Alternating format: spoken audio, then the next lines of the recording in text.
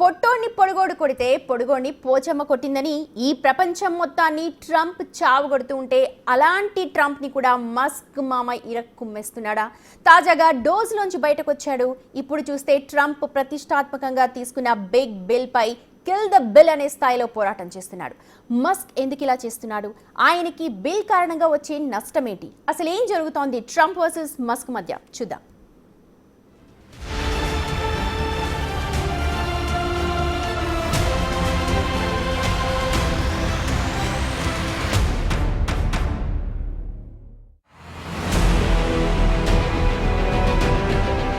నన్ను క్షమించండి, ఇక నేను దీన్ని భరించలేను. పంది మాంసంతో నిండిన ఈ కాంగ్రెస్ బిల్లు అసహ్యకరమైంది. దీనికి ఓటు వేసిన వారికే సిగ్గుచెట్టు. మీరు తప్పు చేశారని మీకే తెలుసంటూ తీవ్ర పరుష పదజాలంతో కూడిన కామెంట్లు తన ఎక్స్లో పోస్టు చేశారు ఎలాన్ మస్క్. ట్రంప్ ఇటీవల తీసుకొచ్చిన వన్ బిగ్ బ్యూటిఫుల్ బిల్ పై మస్క్ తీవ్ర వ్యతిరేకతను వ్యక్తం చేశారు. ఈ పేరులో బిగ్ బ్యూటిఫుల్ అనే శబ్దాలను బట్టి చెప్పొచ్చు ఈ బిల్ మీద ట్రంప్ సర్కార్కి ఎంతటి గొప్ప నమ్మకం ఉందో. ఇది ఎంతో అందమైన పెద్ద బిల్లుగా వీరు భావించారంటే దాని అర్థమేంటి? భారీ ఎత్తున ఈ బిల్లు ట్రంప్ సర్కార్కి లాభాలను తీసుకొచ్చి పెట్టేదనేగా అర్థం. ఈ బిల్లునే చీల్చి చెండాడుతున్నాడు మస్క్. ఈ బిల్లుపై మాట్లాడకుండా నేను ఉండలేకపోతున్నాను, ఇదొక చెత్త బిల్లు అన్న అర్థమొచ్చేలా చెడామడా ఈ బిల్లును తీవ్ర స్థాయిలో తిట్టిపోశాడు. అంతేకాదు, దీని కారణంగా దేశ బడ్జెట్ లోటు $2.5 ట్రిలియన్ పెంచుతుంది. అమెరికన్లపై భరించలేని రుణభారాన్ని పెంచుతుంది. ఒక పక్క డిపార్ట్మెంట్ ఆఫ్ గవర్నమెంట్ ఎఫిషియన్సీ, ప్రభుత్వ ఖర్చు ఎలా తగ్గించాలో చూస్తుంటే ఈ బిగ్ బిల్ దానికి రివర్స్లో పనిచేసేలా కనిపిస్తుంది. ఈ బిల్లుకు ఓటు వేసిన వారు సిగ్గుపడాలి. వాళ్ళేం చేశారో వాళ్లకే తెలుసంటూ లెఫ్ట్ అండ్ రైట్ ఇచ్చి పడేశాడు మస్క్.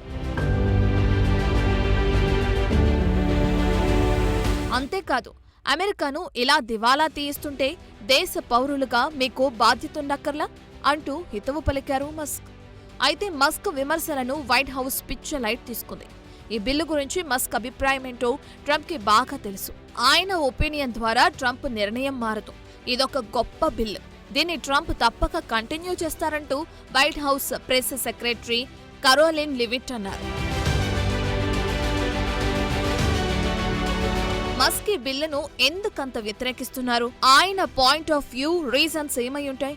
అవి చూస్తే, మొదట రాజకీయాల్లో ట్రంప్తో పాటు కలిసి పనిచేస్తూ వచ్చిన మస్క్ కి వరుస ఎదురు దెబ్బలు తగులుతున్నాయి. బేసిక్గా మస్క్ స్పేస్ ఎక్స్, టెస్లా వంటి కంపెనీలకు సీఈఓ. కానీ మస్క్ ట్రంప్ గెలుపులో కీలక పాత్ర పోషించి ఆయన రెండోసారి కూడా గద్దెనెక్కే వరకు సపోర్టింగ్గా ఉంటూ వచ్చారు. తన విజయంలో ఇంతటి సపోర్టునిచ్చిన మస్క్ కి ట్రంప్ సైతం భారీ ఎత్తున ప్రాధాన్యతనిస్తూ వచ్చారు. ఎప్పుడైతే ఆయన ట్రంప్ పరిపాలనలోనూ ఇన్వాల్వ్ అవుతూ వచ్చారో తన వ్యాపారాలకు నష్టం రావటం మొదలైంది. మరీ ముఖ్యంగా ఈ బిగ్ బ్యూటిఫుల్ బిల్ పేరుకెంత అందంగా ఉన్నా అది అమల్లోకొస్తే తన టెస్లా అమ్మకాలకు వికారం చేస్తుందని గుర్తించిన మస్క్ వెంటనే ఎస్కేప్ ప్లాన్ వేశారు. దీంతో ఆయన డోజ్ నుంచి బయటకు రావాలని నిర్ణయించారు. ఈ విషయంలో ట్రంప్ కూడా గ్రాండ్ ఫేర్వెల్ పార్టీ ఇచ్చారు. తనకింతటి సహకారం అందించిన మస్క్ కి థ్యాంక్స్ చెప్పారు.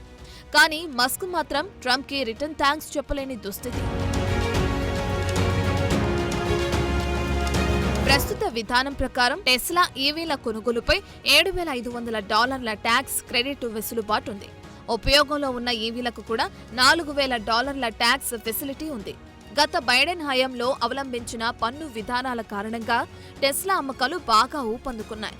ఒకవేళ బిగ్ బిల్ గాని అమలైతే తాము తమ కస్టమర్లకిచ్చే మినహాయింపులను తగ్గించుకోవాల్సి వస్తుంది. దీంతో ఈవీ మార్కెట్ లీడర్ టెస్లాకు తీవ్ర నష్టం మిగిల్చేలా తెలుస్తుంది. $1.2 బిలియన్ నష్టం వాటిల్లేలా కనిపిస్తుంది. మస్క్ మిత్రుడు, వ్యాపార భాగస్వామి అయిన జారెడ్ ఐజాక్ మ్యాన్ ను నాసా చీఫ్ గా నియమిస్తానని ట్రంప్ ప్రకటించారు. ఎందుకో ఆ నిర్ణయాన్ని వెనక్కి తీసుకున్నారు. ఏ విషయంలోనూ మస్క్ మనసు విరిగినట్టుగా భావిస్తున్నారు. దీంతో ట్రంప్తో పెట్టుకుంటే మనకు పెద్దగా ప్రయోజనం లేదని మస్క్ ఫీల్ అయినట్టుగానూ అంచనా వేస్తున్నారు. ఏ విషయంలోనూ అసంతృప్తికి లోనైన మస్క్ ట్రంప్ సర్కార్తో తీవ్ర స్థాయిలో వ్యతిరేకత చూపుతున్నట్లు అంచనా వేస్తున్నారు. ఇక డోస్ కి మస్క్ ఎప్పుడైతే సలహాదారుగా నియమితులయ్యారో అప్పటి నుంచి మస్క్ కి తీవ్ర ఆటంకాలు ఎదురయ్యాయి. డోసు ద్వారా ఖర్చు తగ్గించమని ట్రంప్ కోరడం, అందుకు తగిన విధంగా ఆయన కొందరు ఉద్యోగులను తొలగించడం, మెడికేట్ వంటి కార్యక్రమాల బడ్జెట్ కోతలు, ఇలా పలు రకాలుగా ప్రజా వ్యతిరేక చర్యలకు పాల్పడాల్సి వచ్చేది.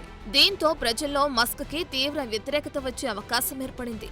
ఇది గుర్తించిన మస్క్ ఒక వ్యాపారవేత్తగా దానిలాంటి రాజకీయ ఆరోపణలు ఎదుర్కోవటం వల్ల లాభం లేదని భావించి వెనక్కి తగ్గినట్లుగా చెబుతున్నారు. రాజకీయంగా ఎప్పుడైతే ఆయన ట్రంప్తో అంటకాగడం మొదలుపెట్టారో అప్పటి నుంచి మస్క్ వ్యాపారాలకు తీవ్ర అంతరాయాలు ఎదురవటం మొదలైంది. ఇటు బహిరంగ నిరసనలు మాత్రమే కాదు, అటు ఆన్లైన్ పరంగానూ మస్క్ వ్యతిరేకత భారీగా పెరిగింది.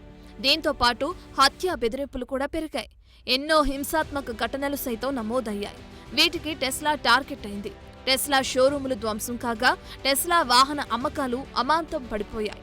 మరీ ముఖ్యంగా మస్క్ కంపెనీ షేర్లు సగానికి సగం పడిపోయాయి. నికర విలువ $100 బిలియన్ తగ్గింది. ఏ విషయంలోనూ ట్రంప్ కారణంగా మస్క్ దెబ్బతిన్నట్లు తెలుస్తుంది. ఈ విషయంలో మస్క్ చెప్పేదేంటంటే, నేను పరిపాలనకు వ్యతిరేకంగా మాట్లాడాలనుకోవటం లేదు, కానీ పరిపాలన చేస్తున్న ప్రతి తప్పిదానికి బాధ్యత వహించాలనుకోవటం లేదంటారా?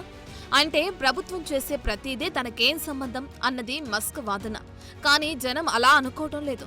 అన్నిటికీ మస్క్కే సంబంధమంటూ ఆయన కంపెనీలపై ఆ ప్రభావం పడుతుంది.